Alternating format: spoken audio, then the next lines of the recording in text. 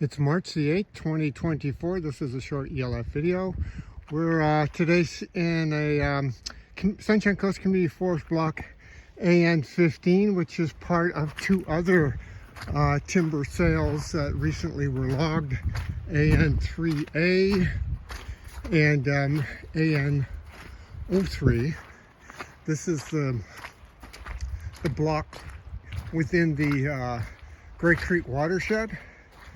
And it's raining lately, so some of the snowpack that was here previously is melting away.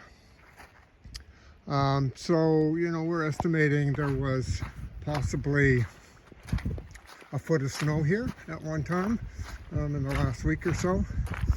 You can see there's still hauling to be done here, as the timber is still sitting here, but because of the snow, the trucks probably aren't operating right now.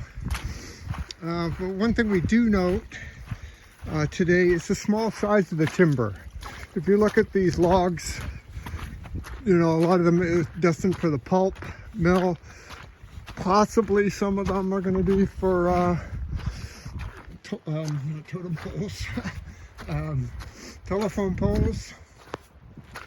There's nothing of any size here, of course, that would be used for traditional First Nations use. This is predominantly fir with a hemlock mix. So the discussion with these community forest blocks is the small timber and whether or not it's both commercially and ecologically viable to be logging out these stands. Now, we would argue that this is short rotation logging. These, if these areas were to be logged, it makes much more commercial sense to wait decades for the volume to become larger here. Perhaps do some thinning, let more light in, of course, to these dense stands, and that promotes growth, right? But these stands, which the old growth cedar was hand logged out of here years and years ago, and the regrowth here has been slower than if it was a natural regenerating forest. The removal of the old growth created these dense stands, hence the lower volume of wood in here. So for a community forest to come in here, do a clear cut operation, is basically high grading, just taking out these last stands to meet their volume requirements, get the district of Sechelt, the main shareholder, their dividends, so that at the end of the day, the operations manager and the mayor of Sechelt is happy.